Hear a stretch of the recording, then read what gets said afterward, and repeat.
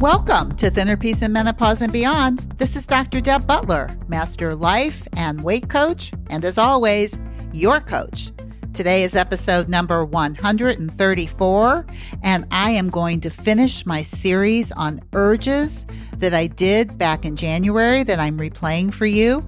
And I need you to listen to this third session because this is the age-old technique for discovering your urges by using very, very 2,000-year-old techniques. So I really want you to listen in, enjoy, get what you need out of it, and I'll be in person next week to talk to you. Enjoy.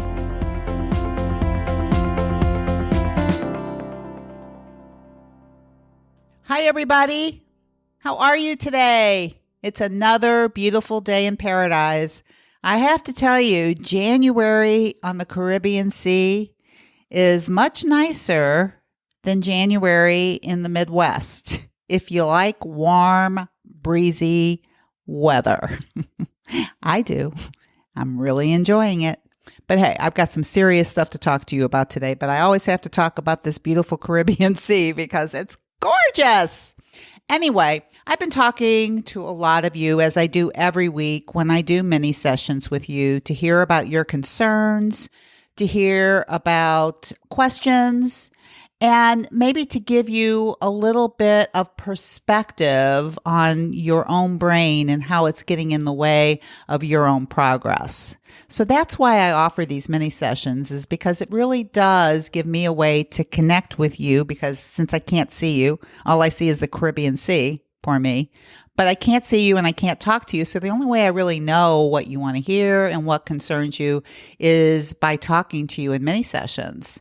So one of the things that I know for sure when I talk to you is that you all have such concerns and you all feel kind of out of control and sort of broken in a way, like there's something wrong with you. And I think that when you think things like that about yourself, number one, you have to be really aware that you're thinking it.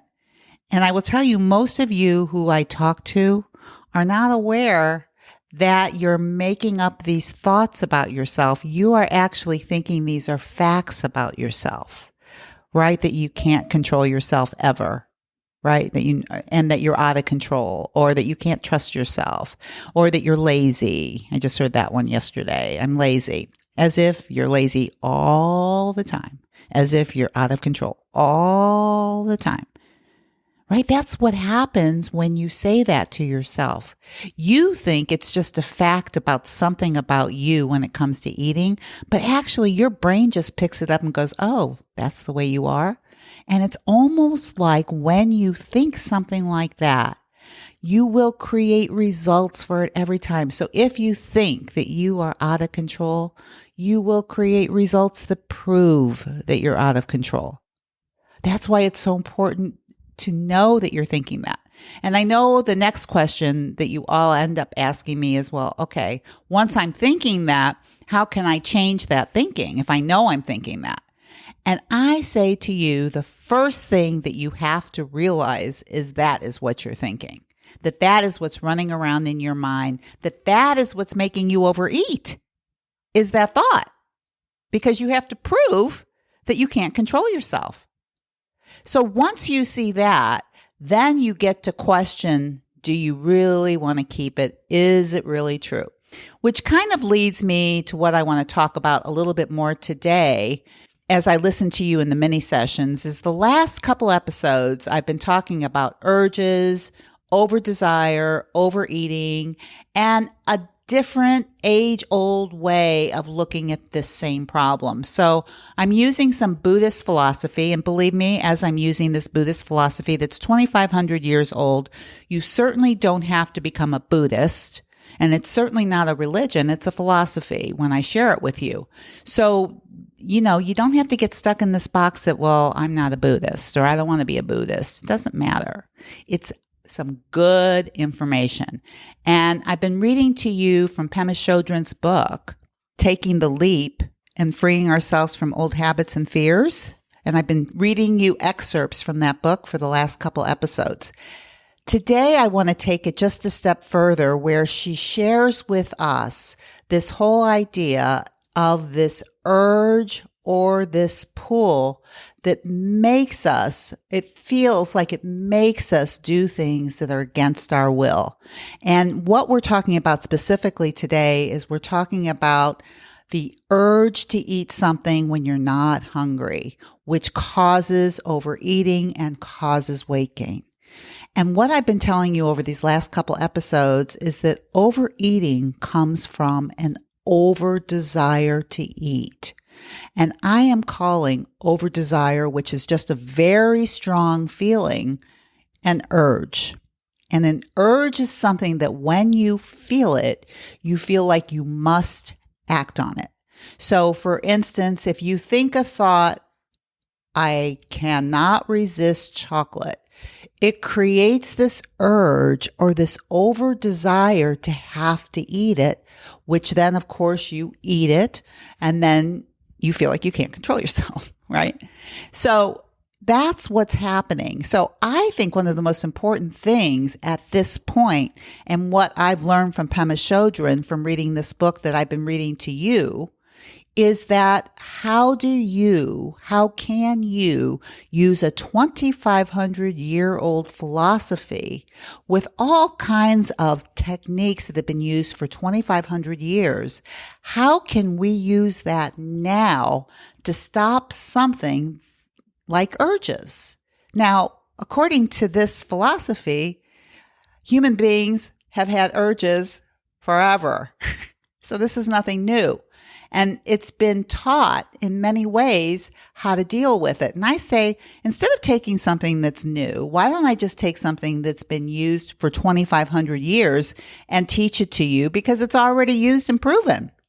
That's what I want to impart to you today. I want to take what Pema Chodron said in this book. I want to read you the excerpt on how to go further with this, how to control your urges with a 3-step process. And she's referring to urges for any type of pull or feeling that you get in your body that makes you think you have to do something that's going to give you a negative result, right? So if you're going to eat chocolate and you're going to overeat it, and it's going to give you weight gain, or you're going to eat a meal and you're going to eat way beyond a +2 and it's going to give you weight gain. What if you could do something with that I have to eat it, that urge, if you could change it into something that made you stop? That's what I want to give to you today. And I really want to hear from you guys if you use this 3-part technique, if it works for you. And I want to tell you about one of my clients that just naturally has started to use it because really this is a natural process of how the mind can work if you're willing to direct it, right? See, our minds need direction. That's what I've been talking about for 95 podcasts. 95 is that our minds need direction. You cannot allow your mind to go wherever it wants because it goes to I have to have that, which leads to this strong feeling of urges or over desire, which leads to overeating, which leads to weight gain, and also thinking that you can't control yourself, right? That the food has the control over you when it's just that little brain of yours running around out of control and you don't realize it.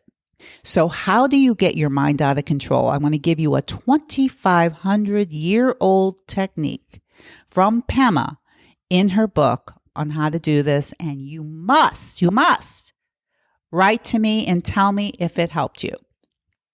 Now, first of all, this urge, this pull that gives you a negative result that makes you feel like you can't control yourself. In Buddhist philosophy, they call it Shempa. But we're just calling it an urge. We can call it either thing, knowing it means the exact same thing. And one of the ways that she always talked about Shempa in the book, or this urge or this pull, is that if you can equate it to a child having poison ivy, and what the child wants to do is itch the poison ivy because it itches and it's uncomfortable. And yet what the child finds out after going to the doctor is that the only way to get rid of the poison ivy is to stop itching it, right? And he might give him some medication to help it. But it's being able to say the only way to heal is to stop itching. The only way to heal from urges that are giving us negative results is to stop paying attention to them. It's to stop giving in to them. So how do we do this? Well, first of all, this is what she talks about, what one of the masters said about how we stop itching, how we stop giving in to uncomfortable emotions that lead us to negative results. So this is what he says. He compares this, the wanting to stop itching, the wanting to not give in to an urge. He compares this to willingly undergoing a painful medical treatment in order to cure a long-term disease. So this is another way of looking at it. So I told you about the poison ivy analogy. Now he's talking about like if you had to undergo a painful medical treatment in order to heal, in order to cure a long-term disease, you would do it. I know you would. You would go through it. You would go through all of that discomfort because you know on the other end is health and healing, right? That's what would take you there. This is the same thing with the itch that we're talking about or the urge. And here is this 2,500-year technique for how to deal with an itch or an urge. And of course, what we're talking about right now is that urge or over desire to overeat. So this is what she says about this. And I want to read the whole thing because I think it's brilliant. She says, there is a formal practice for learning to stay with the energy of uncomfortable emotions. And just to interject, we're always talking about that urge is an uncomfortable emotion. That's all it is. And this, she goes on to say, is a practice for transmuting the poison of negative emotions into wisdom. It is similar to alchemy, the medieval technique of changing base metal into gold. You don't get rid of the base metal. It isn't thrown out and replaced by gold. Instead, the crude metal itself is the source of the precious gold. An analogy that's commonly used by Tibetans is one of a peacock who eats poison with the result that its tail feathers become more brilliant and glowing. Do you love this? Because can you imagine that if you could sit with discomfort, what the outcome of that would be? How your brilliance would shine even more, right? That's how I want you to see this as you're going through it. That this uncomfortable emotion is something that if you could learn how to sit with it, overeating would never be a problem again. That's why I say it's not so much what you eat, it's why you eat. And this urge that we're talking about is the main reason. If you stopped giving into urges, if you stopped giving into over desire, you would not be overeating anymore. So here's what she says about this 3-step process. She calls it a transmutation process. Do you love that? Transmutation. And it's specifically one of remaining open and receptive to your own energy when you are triggered. I just love it. Being open and receptive to your own energy, your own natural intelligence. It's just there. And it knows what to do. It's just got this strong emotion that's saying, choose me. It's like that little kid running up there with a knife running around going, it's okay if I get a little bloody. It's like, take the knife away or do this 3-step process. And here's the 3-step process. Step 1, acknowledge that you're hooked. Acknowledge that you're having an urge. Step number 1. Step number 2 is pause. Take 3 conscious breaths and lean in. Lean in to the energy. Abide with it. Experience it fully. Taste it, touch it, smell it. Get curious about it. How does it feel in your body? What thoughts does it give birth to? Become very intimate with the itch and the urge of Shempa, or that urge, and keep breathing. Part of this step is learning not to be seduced by the momentum of Shempa or by the strength of that urge. That's how I want you to think about it. Don't be seduced, right? Instead, be open by taking 3 deep breaths. It's a process of staying awake and compassionate and interrupting the momentum and refraining from causing harm. Rephrasing from causing harm. Just do not speak. Do not act. Just feel the energy. Be one with your own energy, one with the ebb and flow of life. Rather than rejecting the energy, embrace it, right? We're talking about accepting the emotion as it is, feeling that emotion. This leaning in is very open, very curious, and very intelligent. This is Pema talking, right? Now, step 3, once you've taken your 3 conscious breaths, then you just relax and you move on. Just go on with your life so that the practice doesn't become a big deal or an endurance test or a contest that you win or lose. The biggest challenge in doing this practice is to embrace the restless energy, to stay awake to it rather than automatically exiting. When we first start experimenting with this, we find that we can abide with the unpleasantness and we can pull ourselves out of the tailspin for only brief moments, after which automatically habit takes over again. So you really want to give yourself credit. It's not like as you do these 3 steps, you're automatically never going to give it into an urge again. But what you're going to do is you're going to start the practice of 1, recognizing it as an urge, recognizing it as something that's been identified for 2,500 years, as something that happens inside of us that absolutely can be identified and dealt with, handled. Well, I hope you enjoyed this age-old technique, and it really makes you think about Shempa, which seems like such a strange name, but that is all about what an urge is and how you can manage your own urges so that overeating becomes a thing of the past for you. If you have any questions for me, please, you can always email me at drdeb@drdebbutler.com, and you can ask me any question.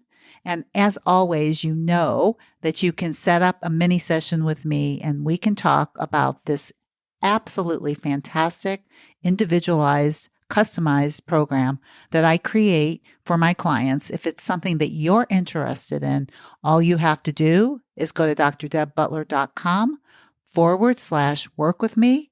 You can set up a mini session. I only do 3 a week. So if this is something that you want to do, I would not hesitate. I would get on there and go to drdebbutler.com/mini session and schedule that now. And as always, you know what I'm going to say, but it never gets old. This is something that's old, that's new again all the time. Because I want you to be very, very, very kind to yourself. I'll see you next week. Bye-bye. I hope you enjoyed this podcast with my wife, Dr. Deborah. I've enjoyed working with her and living with her. That's right, we work and live together for 40 years, more than 40 years. It's amazing how time flies. And it's been like a little tree growing in the yard, and now it's a big tree, our love.